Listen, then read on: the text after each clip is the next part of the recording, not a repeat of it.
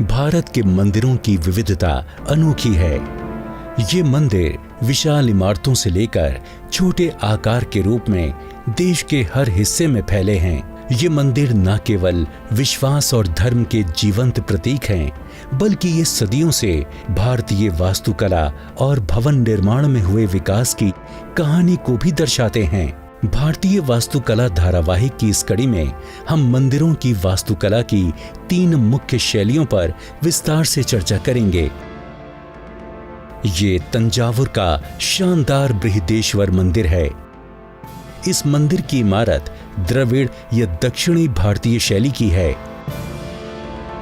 खजुराहो के अद्भुत मंदिर परिसर नागर या उत्तरी भारतीय शैली में बने हैं और कर्नाटक का हम्पी मंदिर परिसर इन दोनों शैलियों का बेजोड़ मिश्रण है। ये सभी विश्व विरासत स्थल हैं।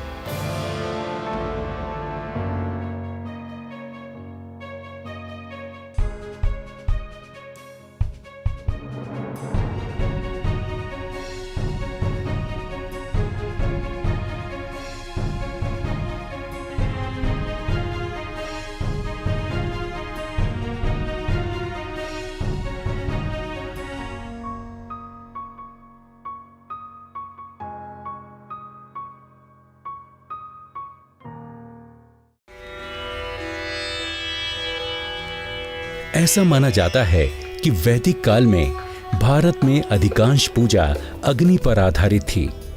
इसके बाद सरल संरचनाएं पत्थरों और लकड़ी से बनने लगीं।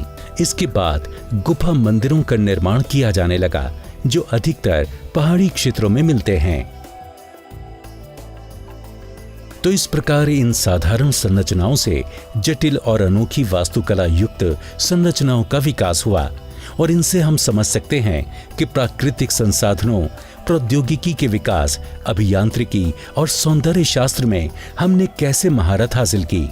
लेकिन जैसे जैसे समाज विकसित हुआ, मंदिर शिक्षा, सामाजिक समारोहों, उत्सवों और विवाहों के स्थल बन गए और आखिरकार ये मंदिर प्राचीन शहरों के केंद्र बन गए, जहां इनके आसपास बाजार, महल और सैन्य छावनियां बसने लगीं। वैदिक काल के बाद मंदिर शैली को मुख्यतः 2 शैलियों में बांटा जा सकता है। पहली शैली उत्तर भारतीय शैली यानी नागर और दूसरी दक्षिण भारतीय यानी द्रविड़ शैली कहलाती है। नागर शैली के मंदिरों का निर्माण गुप्त काल में 320 से 650 ईसा पूर्व के दौरान हुआ था। ऐसे मंदिर आमतौर पर उत्तर और मध्य भारत में मिलते हैं।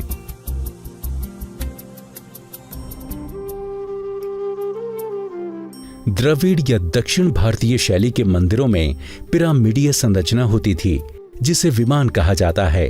दक्षिण शैली या द्रविड़ मंदिरों की उत्पत्ति कांचीपुरम के पल्लव युग के दौरान 600 से 850 ईस्वी में और बाद में बादामी के चालुक्य और मदुरई के पांड्या शासनकाल में हुई थी। तीसरी शैली है वेसरा। इस शैली के मंदिरों की स्थापत्य कला नागर शैली और द्रविड़ शैली का मिश्रण है। इनमें बौद्धों के मेहराबदार पूजा स्थलों का प्रभाव भी देखा जाता है। इस शैली का विकास चालुक्य काल के उत्तरार्ध में हुआ था। सबसे पहले हम तमिलनाडु के तंजावुर में स्थित बृहदेश्वर मंदिर की वास्तुकला को समझने का प्रयास करेंगे।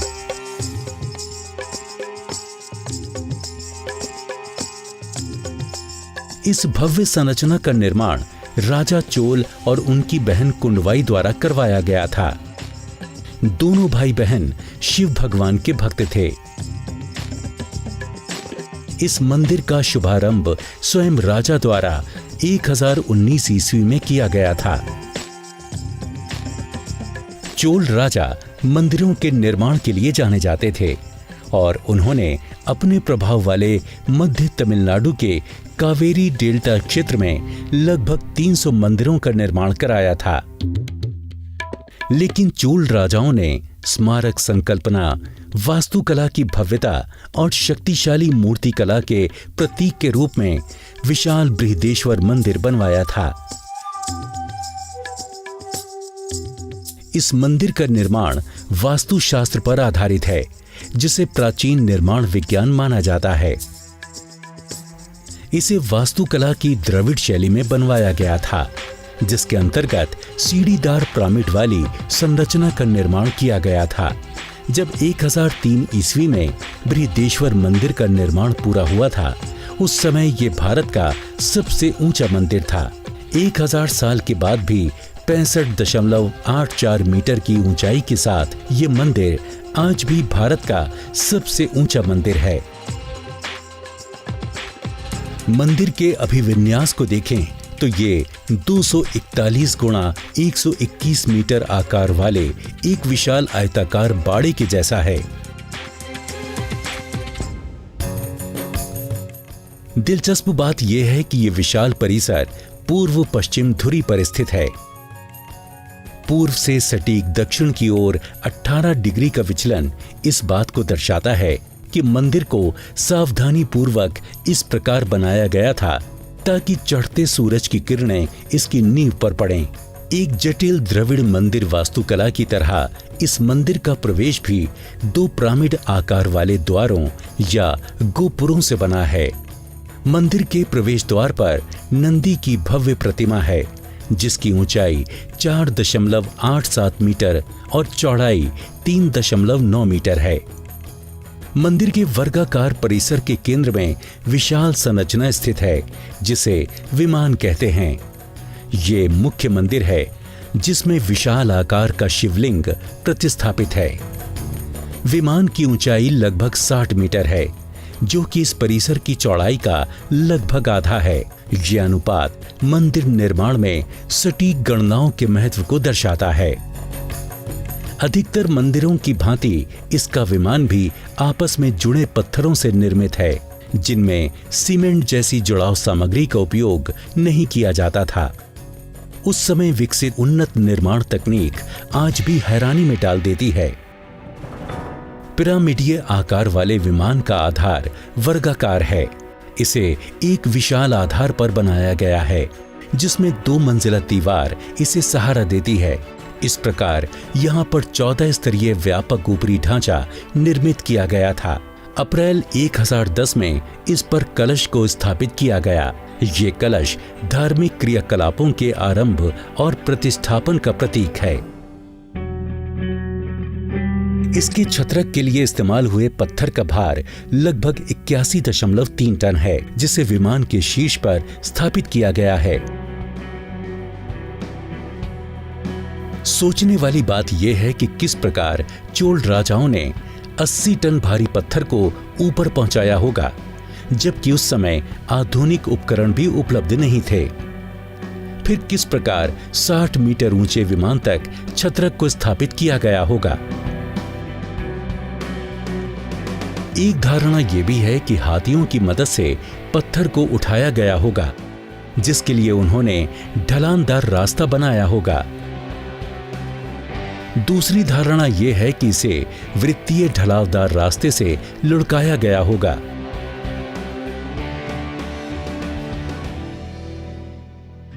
वास्तविकता कुछ भी हो, यह सच में उस समय की अभियांत्रिकी का बेजोड़ काम था। मुख्य मंदिर पूरी तरह से ग्रेनाइट से बनाया गया था। पुरातत्वविदों को इस बात से हैरानी होती है कि मंदिर के 100 किलोमीटर के दायरे में कहीं भी ग्रेनाइट की खदानें नहीं हैं। इसका मतलब है कि इन पत्थरों को यहाँ लाना भी अपने आप में एक कठिन काम रहा होगा, लेकिन चोल राजाओं ने फिर भी इन पत्थरों का उपयोग किया। एक अनुमान के अनुसार इन मंदिरों के निर्माण में लगभग 1,30,000 टन ग्रेनाइट पत्थरों का उपयोग किया गया था। एक बार फिर से वही सवाल है कि 11वीं सदी में कौन सी तकनीकों की मदद से इतनी कठोर ग्रेनाइट चट्टानों को काटा गया होगा। उन्होंने लकड़ी की खूंटियों का उपयोग किया था। छेनियों से उन्होंने चट्टानों में छेद किए और सूखी लकड़ी की खूंटियां इन छेदों में डाली गई थीं। खूंटियों पर समय समय पर पानी डाला जाता था। लकड़ी की खूंटियां गीली होने पर फूल जाती थीं और हथौड़े के वार से चट्टानें टूट जाती थीं। ये मंदिर केवल 7 साल में बन गया था। यदि हम हिसाब लगाएं तो इस काम के लिए रोजाना 50 टन चट्टानों को ढोकर सही जगह लगाया गया होगा।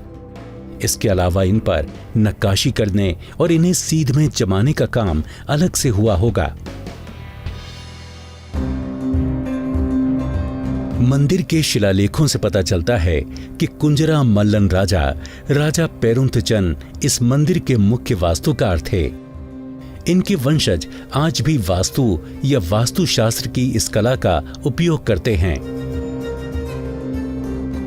इस मंदिर को छोड़ने से पहले हम इसकी दीवारों पर निर्मित मूर्तियों को निहारते हैं।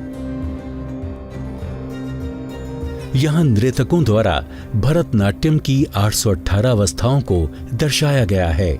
इस बात के भी प्रमाण है कि ये मंदिर प्रतिभाशाली नर्तकों को उनकी प्रतिभा प्रदर्शित करने का मंच उपलब्ध कराता था। पूरे भारत में 11वीं सदी के दौरान व्यापक पैमाने पर मंदिरों का निर्माण कराया गया था, लेकिन बहुत ही कम मंदिर हैं जिनकी तुलना तंजावुर स्थित बृहदेश्वर मंदिर से की जा सकती है। हमारा अगला पड़ाव मध्य प्रदेश के खजुराहो मंदिर हैं। इन मंदिरों की इमारतें नागर या उत्तर भारतीय शैली में बनी हैं। 13वीं शताब्दी के बाद लंबे समय तक खजुराहो मंदिर गुमनामी में रहे। 19वीं सदी के मध्य में ब्रिटिश सेना के कैप्टन टी.एस. बर्ट ने इन्हें खोजा। इसके बाद इन आश्चर्यजनक स्मारकों के पुनरुद्धार का काम आरंभ हो सका। यहाँ 3 मंदिर समूह हैं, जिनमें पश्चिमी समूह, पूर्वी समूह और दक्षिणी समूह है, लेकिन हम पश्चिमी समूह पर अधिक विस्तार से बात करेंगे। 9वीं से 11वीं सदी तक खजुराहो चंदेल राजाओं की राजधानी था।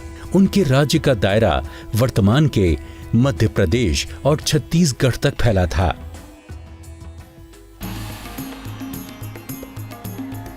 इस परिसर में लगभग 85 मंदिर हैं, जिनमें से वर्तमान में केवल 20 ही शेष हैं। ये माना जाता है कि प्रत्येक चंदेल राजा ने अपने जीवन काल में कम से कम एक मंदिर बनवाया था।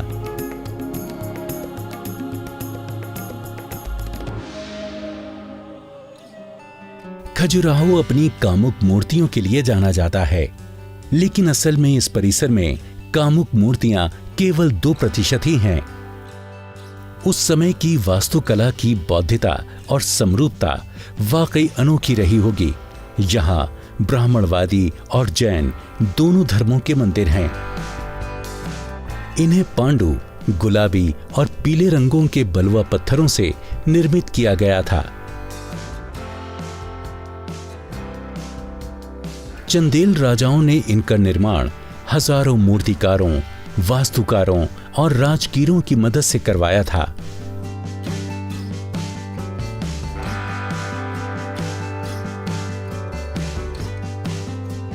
इस परिसर की इमारतों का निर्माण नागर शैली में किया गया था।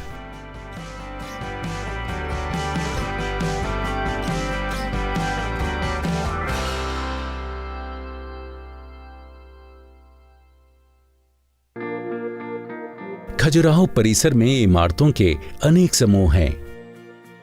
हम केवल कुछ ही इमारतों की शैलियों पर बात करेंगे। इस परिसर के विशाल मंदिरों में से एक कंद्रिया महादेव मंदिर है। इस परिसर के अनेक मंदिरों की मुख्य विशेषता इनका मधुमक्खी आकार वाला केंद्रीय शीर्ष है, जिसे शिखर कहते हैं, जिसका शीर्षतम बिंदु मुख्य देवता के ऊपर स्थित होता है। इसके आसपास छोटे सहायक शिखर होते हैं, जिन्हें उरुश्रृंगा या मध्यवर्ती टावर कहा जाता है। इन्हें इस प्रकार से बनाया जाता है कि प्राकृतिक रूप से शिखर आंखों से उच्चतम बिंदु पर दिखे।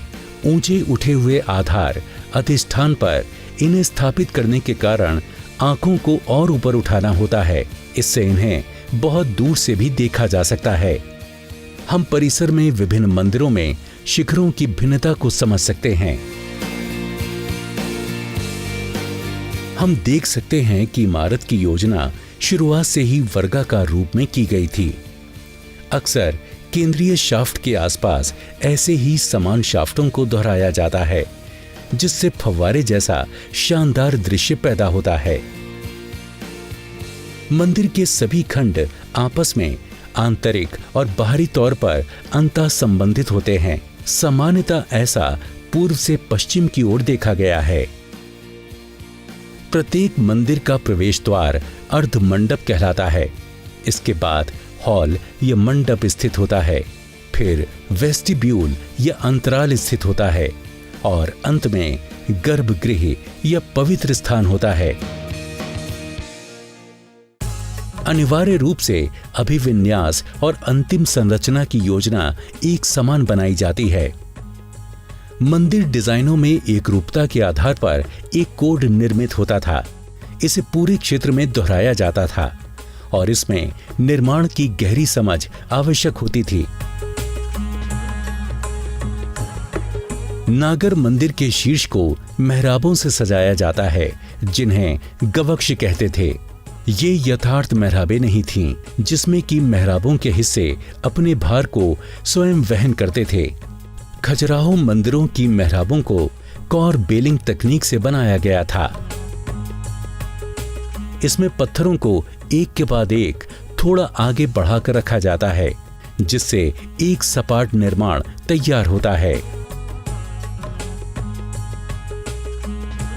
मंदिर शिखर को आमलक से रोका जाता था। ये पत्थर की एक चकती होती है, जिसके किनारे पर उभार होता है। एक व्याख्या के अनुसार आमलक कमल को प्रदर्शित करता है और ये देवता के लिए एक प्रतीकात्मक सिंहासन होता है। दूसरी व्याख्या के अनुसार ये सूर्य का प्रतीक है और इसे दैवीय दुनिया का प्रवेश द्वार कहा जाता है। आमलक पर कलश या स्तूपिका का ताज होता है, जिस पर अक्सर मंदिर ध्वज को फहराया जाता है। इमारत की एक और खासियत प्रवेश करने वाला बरामदा है, जिसमें विशाल हॉल या महामंडप है। अंतराल मंदिर के मुख्य हॉल और गर्भगृह के बीच परंपरागत स्थान है। गर्भगृह में मंदिर के मुख्य देवता का आवास है। खजुराहो में इन स्थानों पर बाहरी पैनल पर श्रृंगार कला की मूर्तियां देखी जा सकती हैं। यहाँ के जल स्रोतों के निर्माण में जल प्रबंधन प्रणाली की उच्च वैज्ञानिक समझ को देखा जा सकता है। अन्य मंदिरों की भांति यहाँ भी पास में जल स्रोत थे। इन जल स्रोतों में शिव सागर, प्रेम सागर और निनोरा ताल भी शामिल है। सभी मंदिरों में परिष्कृत जल निकासी संरचनाएं भी हैं, जिससे पानी बाहर निकल जाता है। हम इस परिसर के अन्य आश्चर्यजनक तथ्यों पर विस्तार से बात कर सकते हैं, लेकिन हम एक और अनोखे मंदिर की ओर रुख करते हैं। तुंगभद्रा के तट पर स्थित शानदार स्थल हम्पी हमारा आखिरी पड़ाव होगा। ये शहर विजयनगर साम्राज्य की राजधानी था, जिसके राजाओं ने 14वीं से 16वीं सदी तक शासन किया। इस शहर की धरोहर किलों, मंदिरों, तीर्थ स्थान, हॉलों, अस्तबलों और जल संरचनाओं के शेष बचे 1600 अवशेष हैं।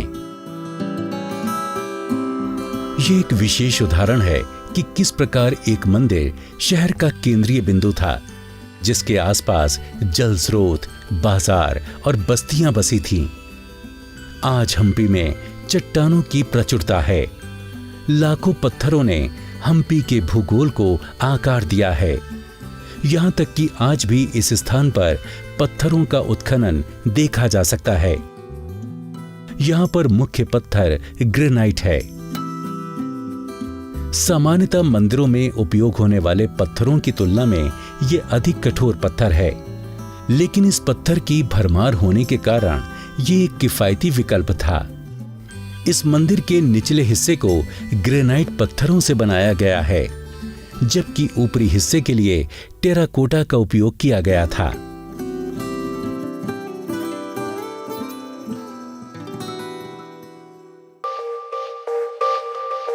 चलिए हम्पी की संरचनाओं को थोड़ा विस्तार से समझने की कोशिश करते हैं। मंदिर परिसर में आयताकार बाड़े के अंदर प्रत्येक दीवार के मध्य में गोपुरों की श्रृंखला है और आयत के मध्य में सबसे महत्वपूर्ण मंदिर है। इस स्थान पर बड़े और छोटे मंदिर हैं। यहाँ के मुख्य मंदिरों में विरूपक्ष, कृष्णा, अच्युत राय और विट्ठल मंदिर हैं। विशाल मंदिरों में एक मुख्य मंदिर है। अलग अलग समारोहों के लिए एक मंडप भी है। ये सभी प्रकर या चार दीवारी से घिरे हैं। इनके प्रवेश द्वार को गोपुर कहते थे। गोपुर के सामने 500 से 1000 मीटर तक मंडपों से घिरा एक लंबा रास्ता दिखाई देता है और इसके दाईं तरफ एक तालाब है। इस रास्ते का बाजार और मंडपों का दुकानों के रूप में उपयोग होता था। हम्पी के बाजार की गलियां 32 मीटर चौड़ी और लगभग 728 मीटर लंबी थीं। ये विरूपक्ष मंदिर से लेकर मतंग पहाड़ी तक फैली थी। इन पर शानदार घर और सुंदर मंडप निर्मित थे।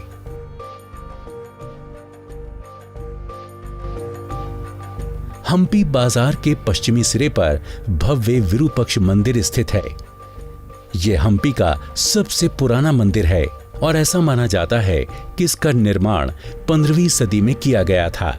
इस पर 50 मीटर ऊंचे गोपुरम का प्रभुत्व था। इस क्षेत्र के मंदिरों की विशेषताओं में विशाल आकार, बंद बाढ़े और सुंदर शिखर और सजावटी स्तंभों से संपन्न प्रवेश द्वार शामिल हैं। प्रवेश द्वारों पर गगनचुंबी गोपुरों का निर्माण विजयनगर के राजाओं ने आरंभ किया था। इन्हें आमतौर पर राय गोपुर भी कहा जाता है। पत्थर के रथ के रूप में गरुड़ मंदिर उत्कृष्ट कला का एक अच्छा नमूना है। नरसिंह, गणेश और वीरभद्र की विशाल मूर्तियां भी यहां पर देखी जा सकती हैं। हम याद कर सकते हैं कि किस प्रकार ये मंदिर प्राचीन समय में सामाजिक केंद्र थे, जहां लोग एकत्र होते थे। ये ऐसे स्थान थे जहां पर नृत्य, संगीत और विभिन्न कलाओं को सम्मानित किया जाता था और इन्हें अगली पीढ़ियों तक पहुंचाया जाता था। लेकिन आज ये मंदिर केवल इतिहास होकर रह गए हैं, जो हमें उस समय के कारीगरों की उत्कृष्ट वास्तुकला की याद दिलाते हैं।